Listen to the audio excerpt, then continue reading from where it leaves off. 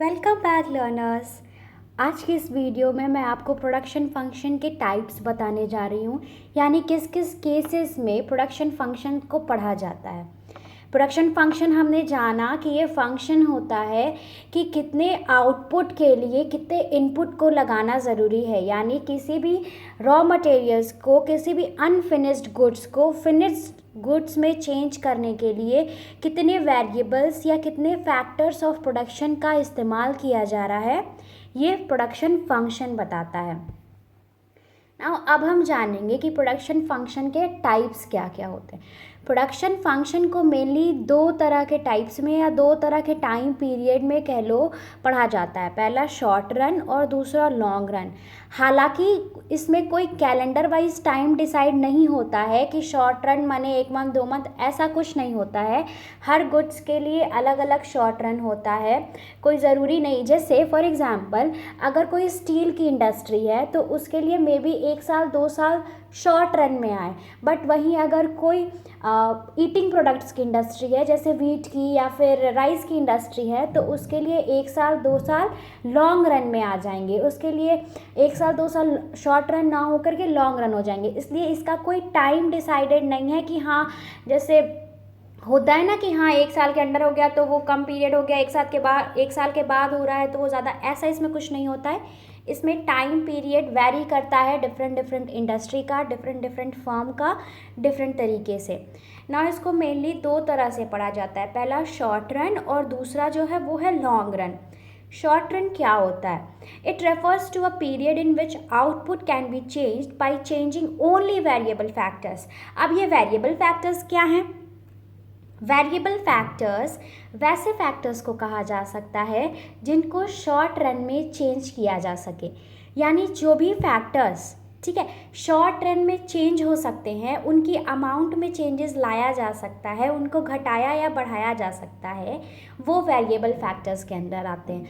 और जिनको नहीं किया जा सकता है वो फिक्स्ड फैक्टर्स के अंदर आते हैं। जैसे for example increasing number of workers, increasing raw materials, increasing fuel, power, electricity, ये सब क्या है? ये सब वेरिएबल फैक्टर्स हैं, यानी इनको हम शॉर्ट रन में चेंज कर सकते हैं। और फिक्स्ड फैक्टर्स क्या क्या होंगे? जैसे मशीन्स को हम शॉर्ट रन में कम नोटिस पे चेंज नहीं कर सकते हैं, ठीक है। अगर कोई कहे लैंड को भी हम शॉर्ट नोटिस पे या शॉर्ट रन में चेंज नहीं कर सकते हैं। ये सारे फिक्स्ड फैक्टर्स के अंडर आते हैं, ये शॉर्ट रन में चेंजेस इनका नहीं हो सकता। उसके बाद शॉर्ट रन में और दूसरी पॉइंट है कि फिक्स्ड फैक्टर्स जो होती है वो रिमेन सेम, यानी फिक्स्ड फैक्टर में कोई भी चेंजेस नहीं किया जा सकता है शॉर्ट रन में। Demand is more active on price determination as supply can not increase in short run.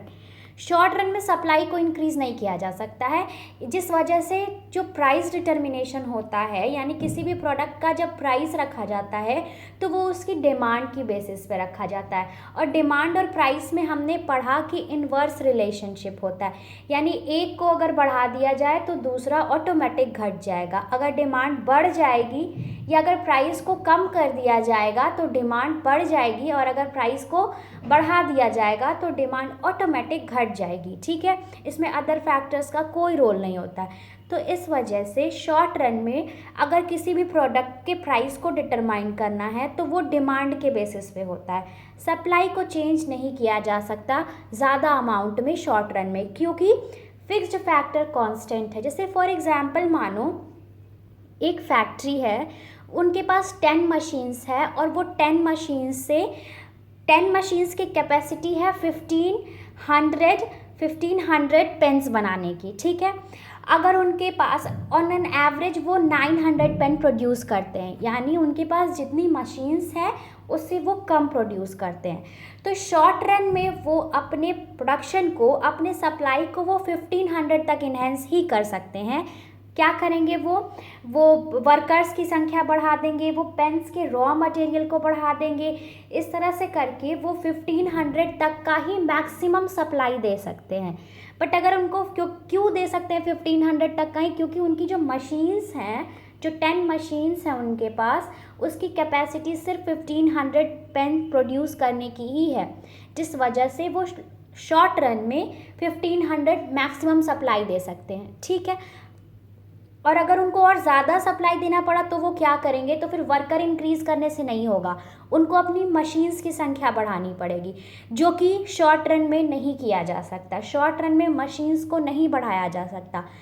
Machines को बढ़ाने के लिए हम लॉन्ग रन में जाएंगे।